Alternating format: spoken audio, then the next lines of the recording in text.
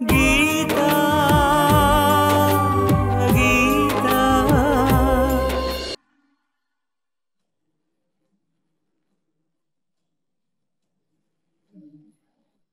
ಆಮೇಲೆ ಒಂದು ವಿಷಯ, ಬದುಕಲ್ಲಿ ಬೇಕಾದಷ್ಟು ಕಷ್ಟಗಳು ಬರಬಹುದು, ಆದ್ರೆ ಅದಕ್ಕೆ ಹೆದರ್ಕೊಂಡು ಓಡ್ ಹೋಗ್ಬಾರ್ದು.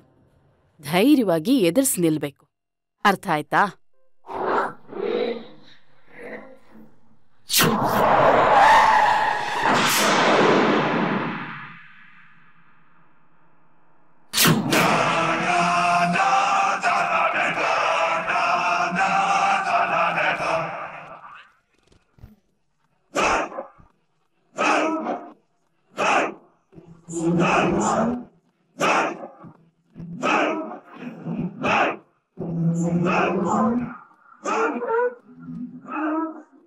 ರೀ, ನಮ್ ವಿಜಯ್ ಅಲ್ವಾ?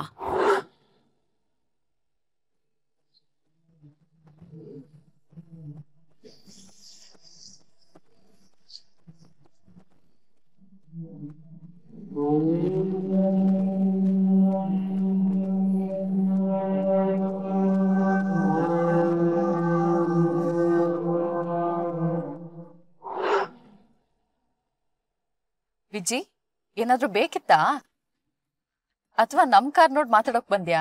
ಅಮ್ಮ, ನಮ್ಮ ಫ್ರೆಂಡ್ ಅಪ್ಪನಿಗೆ ಸೀರಿಯಸ್ ಆಗಿದೆ ಅಂತಮ್ಮ, ಅದಕ್ಕೆ ಅವ್ರನ್ನ ಹಾಸ್ಪಿಟ್ಲಿಗೆ ಸೇರ್ಸೋಕೆ ನನ್ನ ಕಾರ್ ಕೊಟ್ಟು ಕಳಿಸ್ದೆ. ಇಫ್ ಯು ಡೋಂಟ್ ಮೈಂಡ್, ನನಗೆ ಮನೆ ತನಕ ಡ್ರಾಪ್ ಸಿಗುತ್ತಾ? ವಿಜಿ, ಅದನ್ನು ಕೇಳ್ಬೇಕೇನ? ಬಾ ಕೂತ್ಕೋ ಬಾ. ಥ್ಯಾಂಕ್ ಯು ಅಪ್ಪ.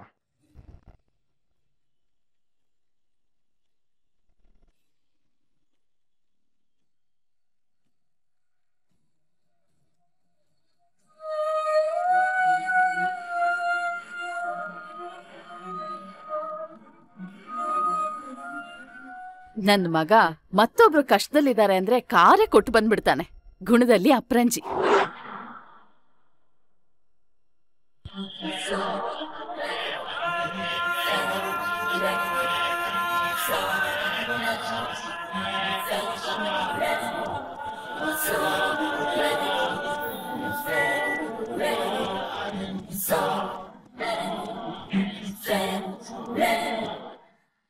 ಬಿಲ್ಲು ತುಂಬಾ ಜಾಸ್ತಿ ಆಯ್ತಲ್ವಾ? ಆಗ್ಲಿ ಬಿಡೆ, ಬಿಲ್ ಏನ್ ನಾನು ಕೊಡಲ್ವಲ್ಲ. ಮತ್ತೆ ಇನ್ಯಾರು ಕೊಡ್ತಾರೆ? ನೀನು.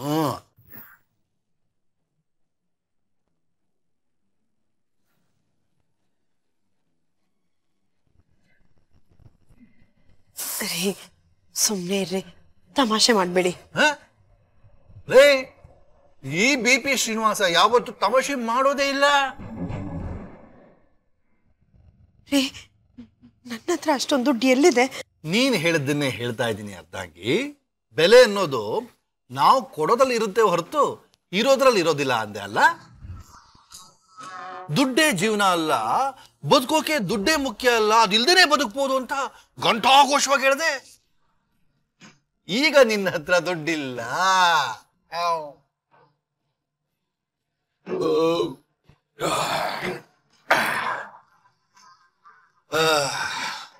ಬದುಕೋಕೆ ದುಡ್ಡು ಮುಖ್ಯ ಅಲ್ಲ ಅಂದೆಲ್ಲ. ಈಗ ದುಡ್ಡು ಹ್ಯಾಕ್ ಕೊಟ್ಟು ಬರ್ತೀವಿ ನೋಡ್ತೀನಿ. ರೀ, ಎಂತ ಕೆಲಸ ಮಾಡ್ತಾ ಇದ್ದೀರಾ? ಏನ್ ಮಾಡ್ತಿದ್ದೀರಾ ನೀವು? ಪಾಠ ಕಲಿಸ್ತಾ ಇದ್ದೀನಿ. ದುಡ್ಡಿಲ್ದೆ ಪಾಠ ಕಲಿಸ್ತಾ ಇದ್ದೀನಿ. ಬೇರೆ ಪಾರ್ಸಲ್ ರೆಡಿ ಏನಪ್ಪ? ಕೂತ್ಕೋ ಸುಶೀಲ.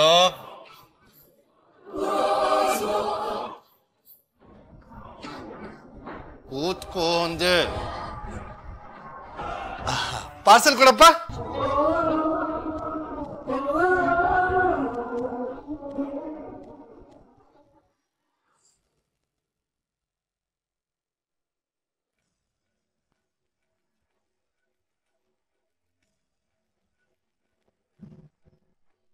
ಆತಂಕ ಅಲ್ಲೇ ಕಳೀತು ಅನ್ಕೊಂಡೆ, ಆದ್ರೆ ಇಲ್ಲೇ ಎದುರುಗಡೆ ಬಂದು ಕೂತ್ಕೋತಲ್ಲ ದೇವ್ರೆ, ಇವಾಗ ಏನ್ ಮಾಡ್ತಾನೋ? ಮಾತಲ್ಲೇ ಕಾಡ್ತೀನಿ, ಅದೇ ಮಾತು ಮುಗಿಯಷ್ಟರಲ್ಲೇ ನಿನ್ನ ಲಾಕ್ ಮಾಡ್ತೀನಿ. ಏನಮ್ಮ ಇದು? ನಮ್ಮ ಕಾರಲ್ಲಿ ಯಾರೋ ಬೇರೆಯವ್ರು ಬಂದು ಕೂತಿದ್ದಾರೆ. ಅಪ್ಪ, ನಿಮ್ಮ ಸಮಾಜ ಸೇವೆನಾ? ಸರಿಯಾಗಿ ಗೆಸ್ ಮಾಡಿದೆ ಮಗನೇ. ಮತ್ತೆ ನಮ್ ವಿಜಯ್ದು ಸೂಕ್ಷ್ಮ ದೃಷ್ಟಿ. ನಿಜಾಮ, ನನ್ನ ದೃಷ್ಟಿಗೆ ಬಿದ್ದಿದ್ದು ಯಾವತ್ತೂ ಮರೆಯಾಗಲ್ಲ.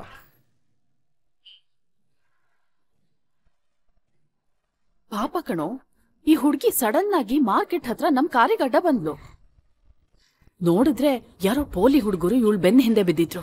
ಹೌದಮ್ಮ? ಈ ಪೋಲಿ ಪುಂಡ್ರೆಲ್ಲ ಜಾಸ್ತಿ ಆದ್ರಪ್ಪ. ನಿನ್ ಫ್ರೆಂಡ್ಸ್ ಎಲ್ಲ ಅದೇ ಏರಿಯಾದಲ್ಲಿರೋದಲ್ವೇನೋ? ಅಮ್ಮ, ಅವ್ರು ಯಾರು ಪೋಲಿ ಪುಂಡ್ರು ಅಲ್ಲಮ್ಮ. ಗೊತ್ತು ಕಣ, ಅವ್ರಿಗೆ ಹೇಳಿ ಆ ಮಾರ್ಕೆಟ್ ಏರಿಯಾದಲ್ಲಿ ತೊಂದರೆ ಕೊಡ್ತಾರೋ ಗುಂಪನ್ನ ಗುರ್ತಿಸ್ಬೋದಲ್ವಾ? ನಾನು ಫೋನ್ ಮಾಡಿ ಪೊಲೀಸವ್ರಿಗೆ ವಿಷಯ ತಿಳಿಸಿದ್ದೀನಿ. ಅವ್ರ ಕಣ್ ತಪ್ಪಿಸ್ಕೊಂಡವ್ರನ್ನು ಬಿಡಬಾರ್ದು ಅಂತ. ಬಿಡಬಾರ್ದು. ತಪ್ಪಿಸ್ಕೊಳ್ಳೋರ್ನ ಯಾವತ್ತೂ ಬಿಡಬಾರ್ದು. ಪಾಪ, ಈ ಹುಡುಗಿ ಅದೆಷ್ಟು ಹೆದರ್ಕೊಂಡ್ಬಿಟ್ಟಿದ್ಲು ಗೊತ್ತಾ? ಹೆದರ್ಕೊಳ್ಬಾರ್ದಮ್ಮ. ನೀನು ಈ ಬೀದಿ ನಾಯಿ ನೋಡಿದ್ಯಲ್ವಾ? ನಾವು ಓಡೋದ್ರೆ ಅದು ನಮ್ಮ ನಟ್ಟಿಸ್ಕೊಂಡು ಹಿಂದೆ ಬರುತ್ತೆ. ಅದೇ ನಾವು ನಿಂತು ಹಿಂದೆ ತಿರುಗಿ ಒಂದು ಹೆಜ್ಜೆ ಇಟ್ರೆ ಅದು ಹಿಂದೆ ಸರಿಯುತ್ತೆ. ನೀನು ಅದೇ ಮನೋಭಾವನೆಯನ್ನು ಬೆಳೆಸ್ಕೋಬೇಕು. ಓಕೆ? ಆಯ್ತು ಸರ್, ಇನ್ಮೇಲೆ ಬೀದಿ ನಾಯಿಗಳ ಬಗ್ಗೆ ಸ್ವಲ್ಪ ಹುಷಾರಾಗೇ ಇರ್ತೀನಿ.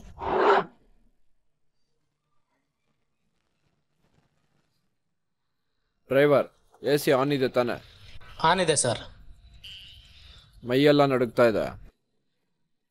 ಪಾಪ, ಈ ಹುಡುಗಿ ಮುಖಕ್ಕೆ ಬಟ್ಟೆ ಕಟ್ಕೊಂಡು ಕೂತಿದ್ದಾರೆ. ಏನಾದ್ರೂ ಸಮಸ್ಯೆನಾ? ಈಗಿನ ಕಾಲದ ಹುಡುಗಿರ್ಗೆ ಇದೊಂದು ಅಭ್ಯಾಸ ಕಣೋ. ಮುಖ ಎಲ್ಲಿ ಟ್ಯಾನ್ ಆಗ್ಬಿಡುತ್ತೋ ಅಂತ ಬಟ್ಟೆಯಲ್ಲಿ ಮುಖ ಮುಚ್ಕೊಂಡು ಓಡಾಡ್ತಾರೆ. ಈ ಹುಡುಗಿ ಎದುರುಕೊಂಡಾಗಿಂದ ಏನ್ ಮಾಡ್ಬೇಕು ಅಂತ ಗೊತ್ತಾಗ್ತಾ ಇಲ್ಲ. ಇನ್ನ ಯಾರು ನಿನ್ನ ಟಚ್ ಮಾಡಕ್ ಆಗೋದಿಲ್ಲ. ಆರಾಮಾಗಿ ಕುತ್ಕೊಂಬ. ಅಂದ್ರೆ ಕಷ್ಟಪಟ್ಟು ವೇಲಲ್ಲಿ ಕಟ್ಟಿರೋ ಮುಖಕ್ಕೆ ಚೂರು ಸ್ವತಂತ್ರ ಕೊಡಿ ಅಂತ.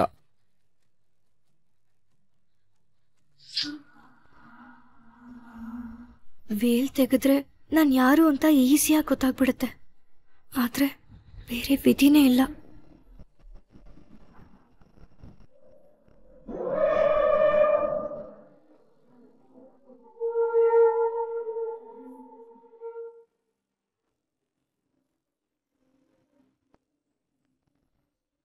ಮೇಡಮ್, ಬೇರೆ ಇನ್ನೂ ಏನಾದರೂ ಆರ್ಡರ್ ಮಾಡೋದಿದೆಯಾ?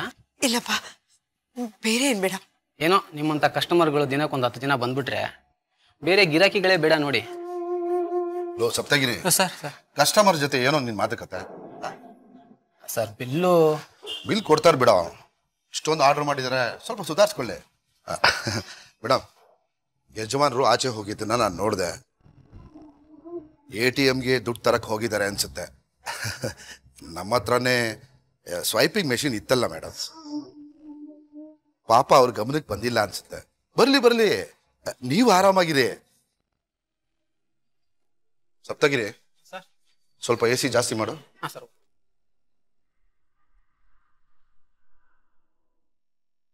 ಅಯ್ಯೋ ದೇವ್ರೆ, ನಾನು ಒಳ್ಳೆ ಬಿಟ್ಟು ಹೊರಟೋದ್ರು.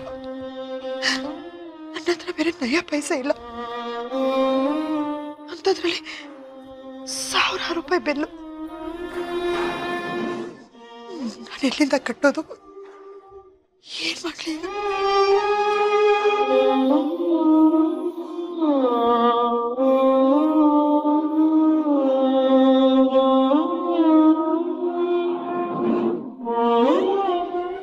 ಇರೋ ವಿಷಯನ ಮ್ಯಾನೇಜರ್ ಹತ್ರ ಹೇಳ್ಬಿಡ್ತೇನೆ.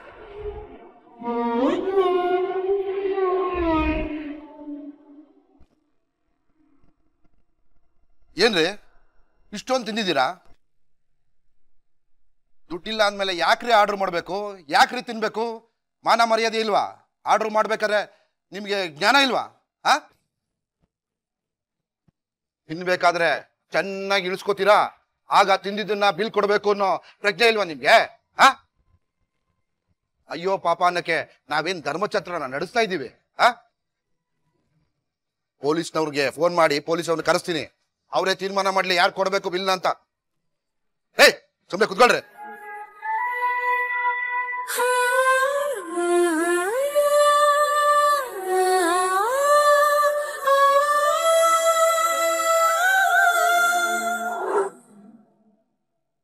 ಯಾಕ್ರಿ ಒಂದು ವೇಲ್ ತೆಗಿಯಕ್ಕೆ ಇಷ್ಟೊಂದು ಒದ್ದಾಡ್ತಿದ್ದೀರಾ?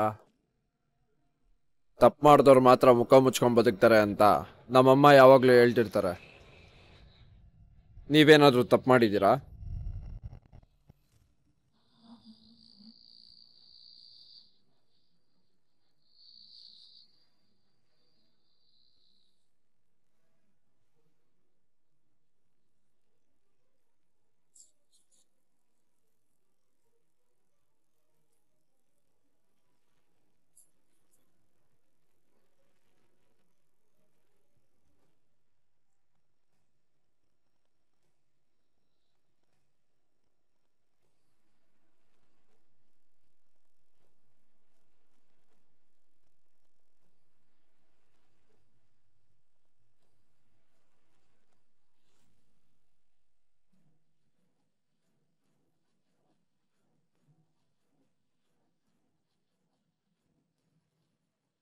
ಯಾಕಮ್ಮ, ಏನಾಯ್ತು?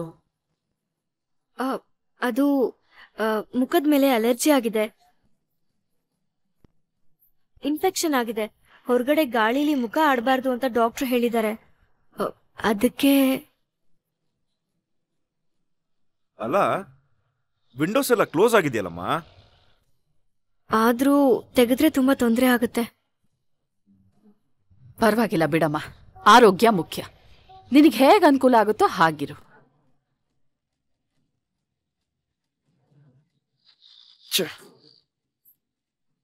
ಮಿಸ್ ಆಯ್ತು.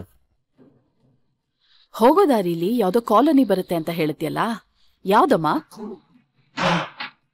ಯಾವ ಕಾಲೋನಿ ನಿಮ್ಮನೆ? ರೀ, ನೀರ್ ಕುಡಿ, ತಗೋಮ್ಮ. ಅದು ನೀರೇನ್ ಬೇಡ, ಪರವಾಗಿಲ್ಲ ಆಂಟಿ, ಸರಿ ಹೋಗುತ್ತೆ. ಥ್ಯಾಂಕ್ಸ್. ನಾಟಕ ಮಾಡ್ತಿದ್ಯಾ? ಮಾಡು ಮಾಡು. ಇವತ್ತು ನೀನು ಏನೇ ಮಾಡಿದ್ರೋ ನನ್ನ ಕೈಯಿಂದ ತಪ್ಪಿಸ್ಕೊಳ್ಳೋಕೆ ಸಾಧ್ಯನೇ ಇಲ್ಲ. ನೀರು ನೀನು ಕುಡಿದೇ ಇದ್ರೂ ಪರವಾಗಿಲ್ಲ, ನಾನು ಕುಡಿಸ್ತೀನಿ. ನೀನು ಚಕ್ರವ್ಯೂಹದಲ್ಲಿ ಸಿಕ್ಕಾಕೊಂಡಿದ್ಯಾ, ನೋಡ್ತೀನಿ ನನ್ನಿಂದ ನೀನು ಅದು ಹೇಗೆ ತಪ್ಪಿಸ್ಕೊಳ್ತೀಯಾ ಅಂತ.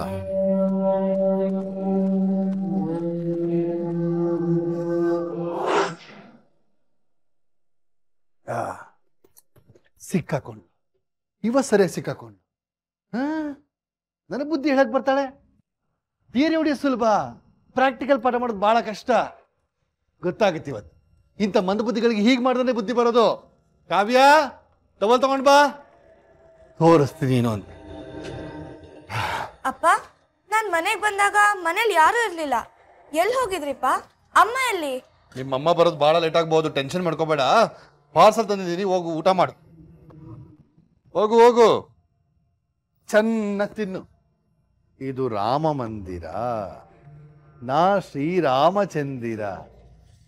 ನನಗೆ ನಾ ಜೊತೆಯಾಗಿರಲು ಬದುಕು ಬಹಳ ಸುಂದರ. ಅಪ್ಪ, ಅಮ್ಮ ಎಲ್ಲಿ ಹೋಗಿದ್ದಾರೆ ಅಂತ ನಿಮಗೆ ಗೊತ್ತಾ? ಗೊತ್ತು, ಅವಳನ್ನ ನಾನೇ ಬಿಟ್ಟು ಬಂದೆ. ನಾನು ಮನೆಗೆ ಬಂದ ತಕ್ಷಣ ದುಡ್ಡಿಲ್ಲದೆ ಜೀವನ ಮಾಡ್ಬೋದು ಅಂತ ಉದ್ದುದ್ದ ಭಾಷಣ ಮಾಡ್ತಾ ಇದ್ಲು ನನಗೆ.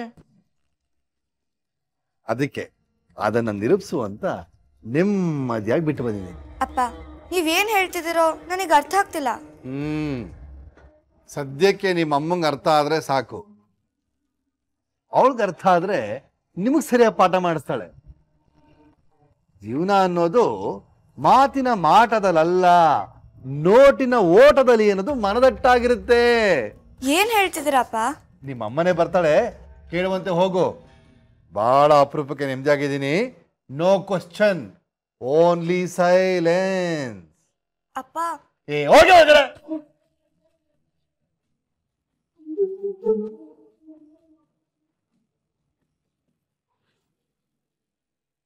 ಇನ್ನು 2 ಕಿಲೋಮೀಟರ್ ಹೋದ್ರೆ ನಮ್ಮನೆ ಬಂದ್ಬಿಡುತ್ತೆ. ನಿಮ್ಮನೆ ಹೇಳ್ರಿ. ಇಲ್ಲೇ ಇಲ್ಲೇ ಸರ್, ನಾನು ಇಲ್ಲೇ ಹೇಳ್ಕೊತೀನಿ, ಇಲ್ಲೇ ನಿಲ್ಸಿ.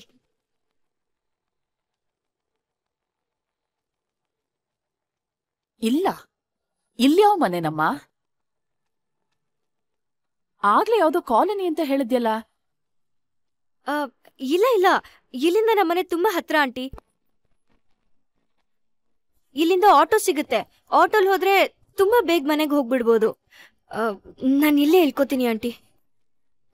ಸರಿ, ನೋಡ್ಕೊಂಡು ಹೋಗಮ್ಮ.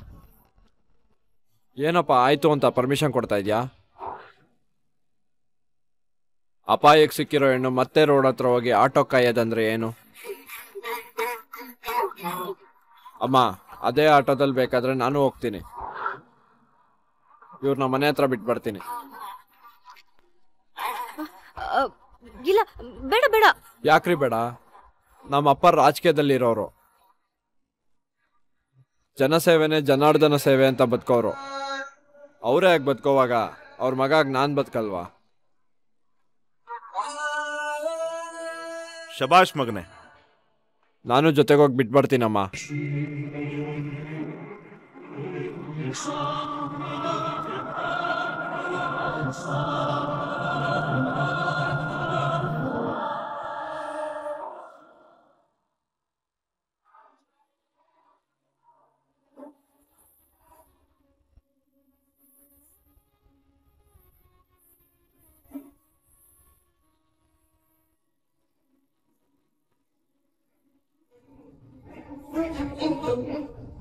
ಅಯ್ಯೋ ದೇವ್ರೆ, ನನಗೇನ್ ಮಾಡ್ಲಿ?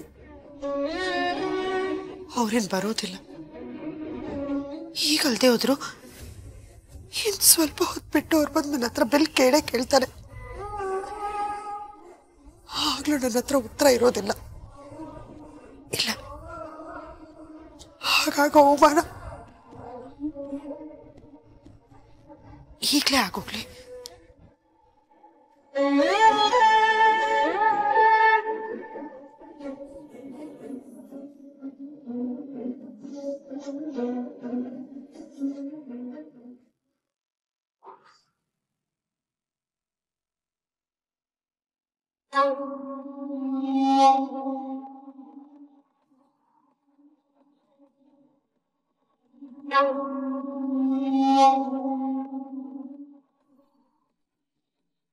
ಹೇಳಿ ಮೇಡಮ್. ಅಣ್ಣ, ಓ ಬಿಲ್ಲ ಕೊಡಿ ಮೇಡಮ್.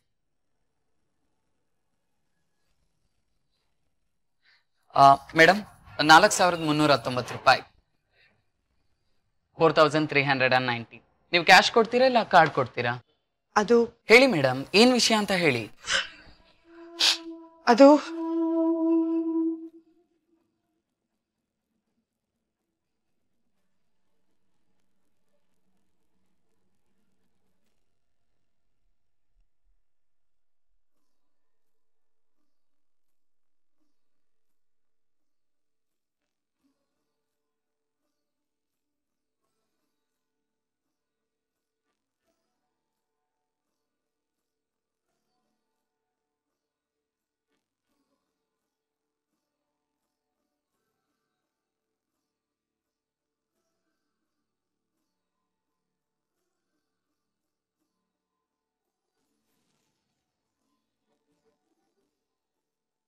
ಇದೇನಿದು? ಈ ಲೆಕ್ಕಾಚಾರದಲ್ಲಿ ವಿಷಯಗಳು ಸ್ಪಷ್ಟ ಆಗ್ತಾ ಇರುವಾಗ ಸಮಾಧಾನವಾಗಿದ್ದ ಈ ನೀಲಾಂಜಲ ಇದ್ದಕ್ಕಿದ್ದ ಹಾಗೆ ಬೆಳಗಿದ್ದು ಹೇಗೆ? ಪ್ರಕಾಶ, ಆ ಅಂಜನದ ಕಪ್ಪು ವಿಳೆದೆಲೆ ಕೊಡು.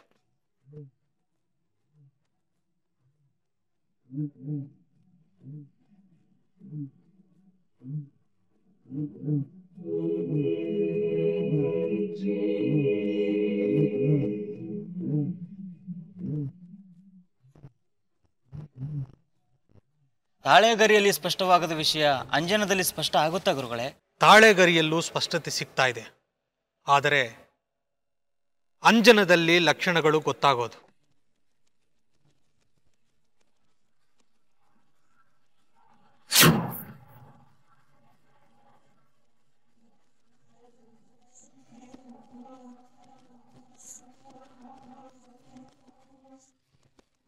ಪ್ರಕಾಶ, ಹೇಳಿ ಸ್ವಾಮೀಜಿ.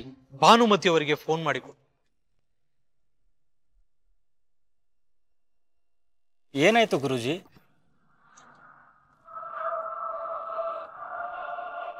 ಅವರನ್ನು ಕಾಡ್ತಾ ಇರೋ ಹೆಣ್ಣು ಬೇಲಿ ದಾಟಿ ಹೆಜ್ಜೆ ಇಟ್ಟ ಕಣ್ಣು. ಹೀಗೆ ಒಂದಷ್ಟು ವಿಚಾರಗಳು ಗೊತ್ತಾಗ್ತಾ ಇದೆ. ಈ ತಕ್ಷಣ ನಾನು ಅವರಿಗೆ ತಿಳಿಸ್ಬೇಕು. ಬರ್ತಿರೋ ಅಪಾಯ ಬರಕ್ಕೆ ಮುಂಚೆ ಸೋತ್ರೆ ಮಾತ್ರ ಭಾನುಮತಿಯವರು ನನ್ನ ಮೇಲೆ ಇಟ್ಟಿರೋ ವಿಶ್ವಾಸ ಉಳಿಯೋದು.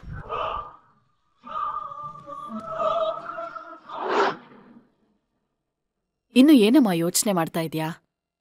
ನನ್ನ ಮಗ ನಿನಗೆ ರಕ್ಷಣೆಯಾಗಿ ನಿಂತು ಬಿಟ್ಟು ಬರ್ತಾನೆ. ನೀನ್ ಯಾವುದಕ್ಕೂ ಹೆದರ್ಕೋಬೇಕಾಗಿಲ್ಲ.